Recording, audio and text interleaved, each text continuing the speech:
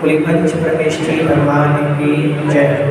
चलिए निकाल लें। छंद क्रमांक 35 से उच्चारण करेंगे।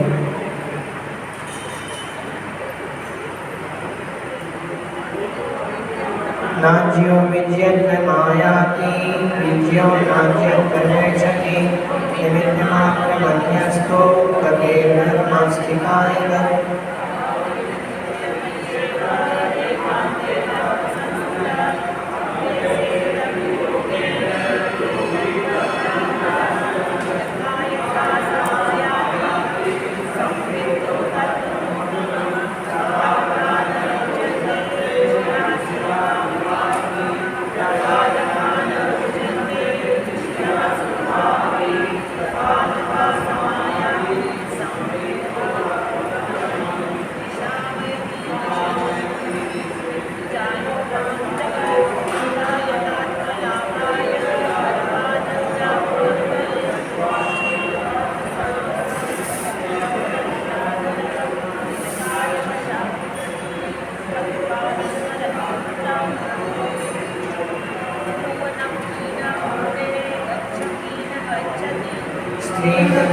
तत्त्वस्तु पश्यन्नपि न पश्यति शङ्कस्य तस्मात् वेद्य विशेषयम्।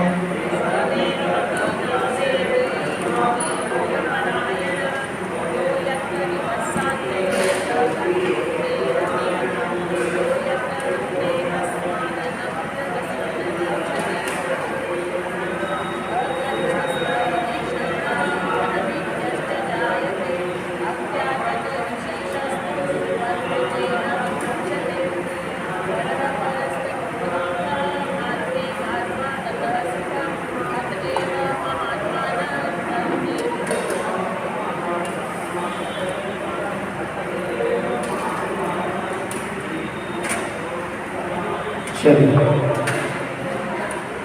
आइए अगले छंद की ओर बढ़ते हैं। हमने कल देखा था कि परः परस्ततो दुःखम आत्मैवात्मा ततः सुखम, कि पर वस्तुओं में राग करने से या पर वस्तुओं के पास जाने से दुख की प्राप्ति होती है और अपनी आत्मा के पास आने से सुख की प्राप्ति होती है। इसी को और आगे समझा रहे हैं। अविद्वान उद्गल द्रव्यम, अविद्वान उद्गल द्रव्यम यो विनन्दति तस्यत, यो विनन्दति तस्यत न जातु जन्तोः सामीप्यम्, न जातु जन्तोः सामीप्यम् चतुर्गतिषु मुञ्चति, चतुर्गतिषु मुञ्चति। बोले अविद्वान उद्गल द्रव्यं यो विनन्दति तस्यत न जातु जन्तोः सामीप्यं चतुर्गतिषु मुञ्चति। अविद्वान उद्गल द्रव्यं यो विनन्दति तस्यत न जातु जन्तोः सामीप्यं चतुर्गतिषु मुञ्चति। अविद्वान उद्गल द्रव्यं यो विनन्दति तस्यत न जातु जन्तोः सामीप्यं चतुर्गतिषु मुञ्चति। देखें, अविद्वान मतलब अज्ञानी, जो विद्वान नहीं है वह ऐसा जीव। अविद्वान मतलब अज्ञानी जीव। कौन सा अज्ञानी? यो मतलब जो, यो शब्द का अर्थ होगा यो मतलब जो अविद्वान जीव, जो अज्ञानी जीव उद्गल द्रव्य को, उद्गल द्रव्य को अभिनंदती मतलब अभिनंदन करता है, उद्गल द्रव्य का स्वागत करता है, सम्मान करता है, सत्कार करता है। किसका? उद्गल द्रव्य का। स्वागत सत्कार अभिनंदन का अर्थ है उसको चाहना, उसकी इच्छा करना, वो मेरे पास हो, इस प्रकार का भाव रखना।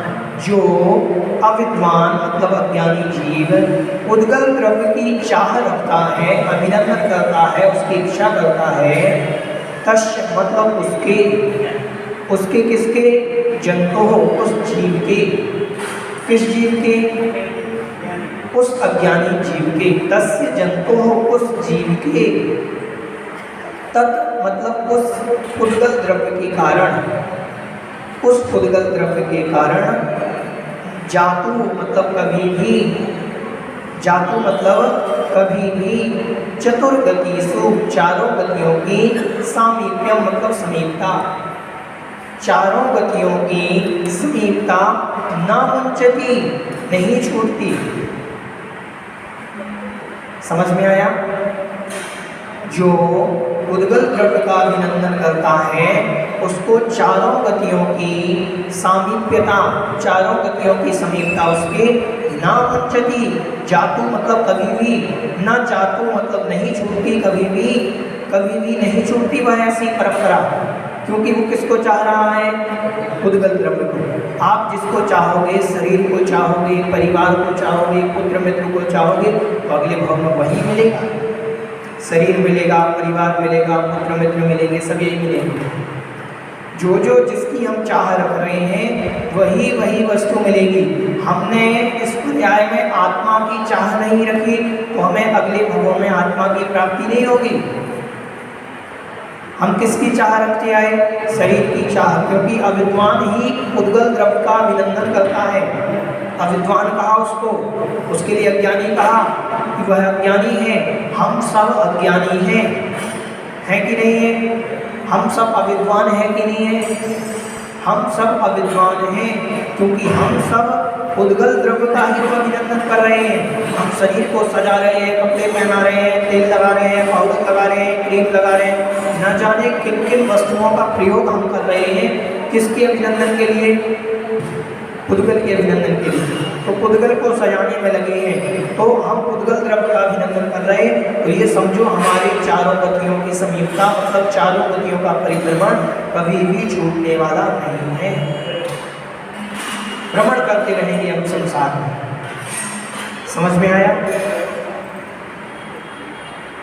ठीक है, एक बार और देख लें कि जो अविद्वान जीव है, मतलब अज्ञानी जीव है, उद्गल द्रव्य का अभिनंदन करता है, उद्गल द्रव्य को चाहता है, उस अज्ञानी जंतु मतलब जीव के, उस अज्ञानी जीव के उस उद्गल द्रव्य के कारण चारों गतियों की समीपता कभी भी नहीं छूटती।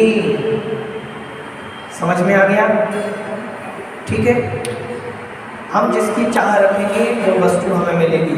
चाह रखेंगे तो कर्म का बंद होगा, नया होगा तो गतियों का बिल्कुल। और आत्मा की कर्म विहीन अवस्था मोक्ष। तो जब कर्म खत्म होंगे जब तो देखो अपन गलती कहाँ करते हैं, ध्यान से सुने, ओ ध्यान से सुने, अपन गलती कहाँ करते वो हम बता रहे हैं। कर्म उदय में है, मोह बढ़ेगा। कर्म के उदय से राग द्वेष उत्पन्न होते हैं, राग द्वेष उत्पन्न नहीं होते। कर्म के उदय में राग द्वेष के निमित्त मिलेंगे। कर्म के उदय का काम कितना, आपको फल देना है। कर्म के उदय ने आपको माता दिलाई, पिता दिलाई। कर्म के उदय ने पुण्य कर्म का उदय था, माता पिता मिले। पुण्य कर्म के उदय से हमारे लिए गुरु मिले। पुण्य कर्म के उदय से धन मिला, पैसा मिला, ये कर्म ने दिलाया। ध्यान से सुनो। अब इसके बाद का काम हम नया करते हैं, नया कर्म मांगने का काम। ये सब तो बोले भैया जी हम तो, हमारा कोई दोष ही नहीं है, हमें ऐसा घर मिला, ऐसे लोग चाहने वाले मिले, हमारे माता पिता हमें चाहने वाले मिले, हमारा परिवार मुझे चाहने वाला मिला, मुझे इतना पैसा मिला, इसमें मेरी क्या गलती? ये तो गलती किसकी है? कर्म की। कर्म ने क्यों दिया मुझे ऐसी सारी चीज़ें? अरे कर्म ने दी है, पुण्य कर्म कोई किया था उसका फल मिला, ठीक, ये मिल गया, घर परिवार पुत्र मित्र धन संपत्ति सब मिला। ये मिलना पुण्य कर्म का उदय है। ध्यान से सुनो, यहाँ तक कोई दिक्कत नहीं। अब वो उदय में आया वो तो फल दे करके जाएगा, पैसा आएगा, धन आएगी, पुत्र मित्र सब बढ़ेंगे, सब चीज होगा।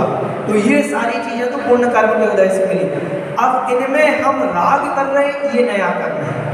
ध्यान से सुनो, हम माता में राग कर रहे हैं, पिता में राग कर रहे हैं। अब हम उनकी चाह रख रहे हैं कि मुझे बार बार मिले, हमें ये धन संपत्ति बार बार मिले, हमें ये पैसा बार बार मिले। ये नया कर्म बन रहा है। जो मिला था उससे कर्म कभी नहीं बनता। ध्यान से सुनो, जो हमें मिल गया उससे कर्म नहीं बनता। अगर उससे कर्म बनता तो चक्रवर्ती कभी मोक्ष नहीं जा पाते, क्योंकि उनको तो इतना मिला कि हमें जिंदगी में कभी नहीं मिलेगा, इतना मिलता उनको। चक्रवर्ती को इतना मिलता नहीं तो कब वो तो नरक जाते सबसे पहले। वस्तु मिलना तो पुण्य कर्म का उदय है, चक्रवर्ती पद की प्राप्ति होना पुण्य कर्म का उदय है। और चक्रवर्ती पद को छोड़ देना, चक्रवर्ती पद को पुण्य को हेत समझ करके छोड़ देना कि ये पुण्य भी हमारे कोई काम का नहीं है, ये पुण्य किस काम का जो हमें दोबारा संसार में लगा दे। चक्रवर्ती भी नरक चले जाते हैं। पुण्य कर्म के उदय से ये सारा मिला, और नया पुण्य कर्म के वो नया पाप उसमें उन सब भोगों को भोग करके वो नरक जा सकता है। लेकिन वो नहीं समझता है कि पुण्य कर्म, ये पुण्य कर्म के उदय से हमें सारी चीजें मिली, हमें घर परिवार पुत्र मित्र सब मिले, इनके मिलने के बाद भी हम नया कर्म नहीं बांधे तो बढ़िया है। क्या करें, घर को छोड़े, घर से राग कर वो राग द्वेष का त्याग करें और मुझ साधु बन करके तो इस प्रकार से हमारे चारों गतियों का परिभ्रमण मिट सकता है। लेकिन हम इन्हीं की चाह रखते हैं, उद्गल द्रव्य की, उसी का अभिनंदन करते हैं, उसी की चाह रखते हैं, इसीलिए हमारी चारों गतियों की सामीप्यता कभी छूटने वाली नहीं है। ये आचार्य महाराज ने कह दिया। जातु शब्द इसलिए डाला उन्होंने, जातु मतलब कभी भी नहीं छूटेगी, अगर जब तक समीपता रहेगी, हमारे उनसे राग रहेगा, उनका अभिनंदन करेंगे। समझ में आया? चलिए, बोलिए जगत कल्याणी गौरी शांति दिनवाणी माता की जय। बोधि समाधि परिणाम शुद्धि स्वात्मोपलब्धि शिव शौक्य सिद्धि चिंतामणिं चिंतित वस्तुदानि त्वां वन्दे मानस्य ममस्तु देवी नमः।